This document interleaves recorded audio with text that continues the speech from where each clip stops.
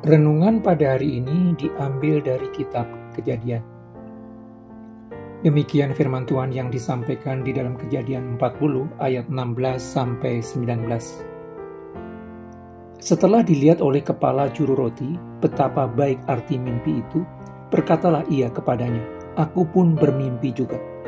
Tampak aku menjunjung 3 bakul berisi panganan.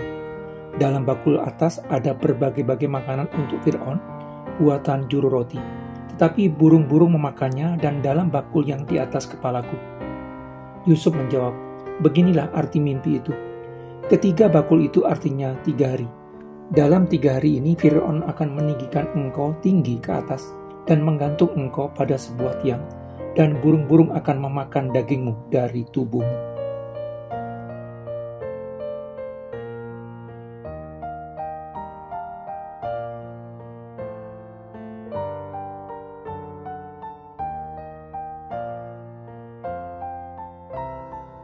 Beberapa waktu setelah juru roti dan juru minuman istana Fir'aun dipenjara karena berbuat kesalahan, mereka mendapatkan mimpi pada waktu yang sama.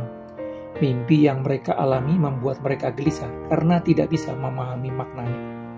Keterbatasan ruang gerak di dalam penjara membuat mereka juga tidak bisa bertanya kepada orang-orang yang dianggap memiliki kemampuan mengartikan mimpi mereka.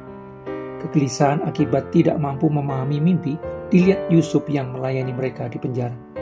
Karena itu Yusuf bertanya kepada mereka berdua, penyebab mereka bermuka muram. Ketika pertanyaan remeh yang merupakan wujud perhatian seseorang kepada orang lain dilontarkan pada saat yang tepat, biasanya akan menyentuh hati orang yang diperhatikan. Perhatian yang Yusuf berikan mendorong mereka menyampaikan penyebab kegelisahan mereka. Atas keterbukaan dua pejabat istana Firaun itu, Yusuf bereaksi dengan cara yang sesuai dengan keyakinannya, bahwa Allah yang memberikan mimpi kepada manusia, Allah juga yang akan menerangkan arti mimpi kepada umatnya. Apa yang disampaikan Yusuf merupakan ekspresi dari keyakinannya bahwa Allah sepenuhnya berdaulat atas ciptaannya. Allah sepenuhnya mengendalikan alam semesta. Allah sepenuhnya yang menggerakkan segala sesuatu yang ada di dunia untuk mewujudkan rancangannya bagi dunia ini. Yusuf mengerti sepenuhnya bahwa Allah yang memberikan mimpi kepada manusia. Allah juga yang akan menerangkan arti mimpi itu kepada anak-anaknya. Allah menerangkan arti mimpi juru minuman Firaun itu kepada Yusuf, dan Yusuf menerangkan makna mimpi itu kepadanya.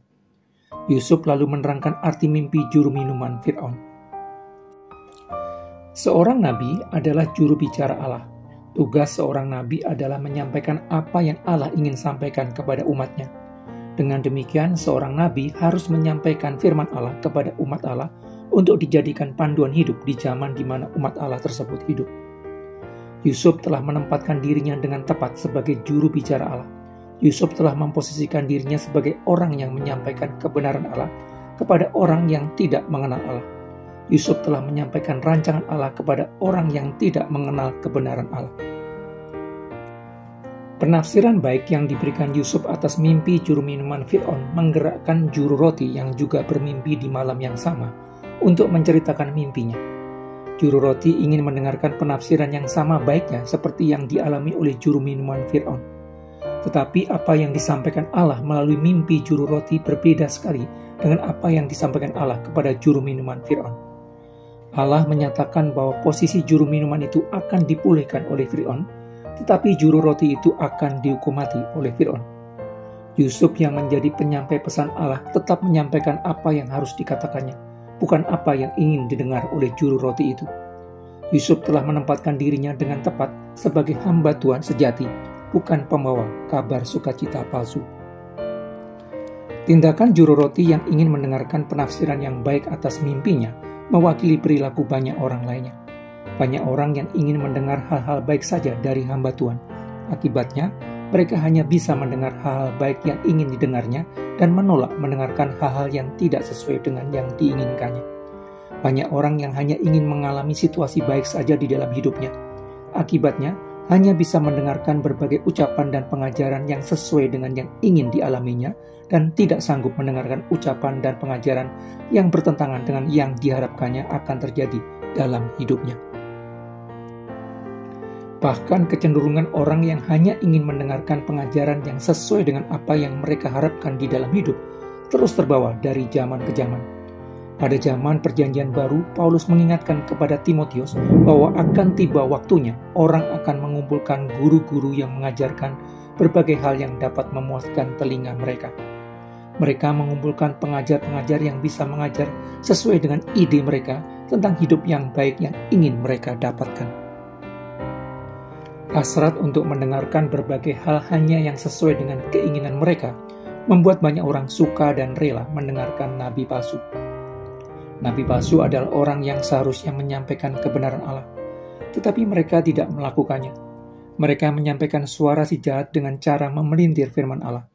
Mereka menyampaikan suara dunia di mimbar yang seharusnya digunakan untuk menyampaikan firman Allah. Banyak orang menolak guru-guru spiritual yang mengajarkan kebenaran sejati.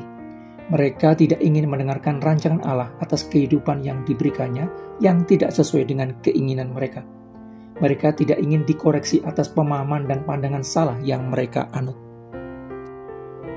Padahal firman Allah berguna untuk menyatakan kesalahan, memperbaiki kelakuan, dan mendidik orang dalam kebenaran. Pengajaran yang sehat akan menunjukkan kesalahan cara pandang kita, menunjukkan kesalahan tindakan kita, mengkoreksinya, dan menunjukkan bagaimana menjalani hidup benar. Karena itu, sebagai orang percaya, kita harus bersedia dikoreksi atas berbagai cara pandang dan tindakan kita yang salah melalui pengajaran sehat yang kita dengarkan. Bukan hanya mau mendengarkan yang sesuai dengan gagasan kita.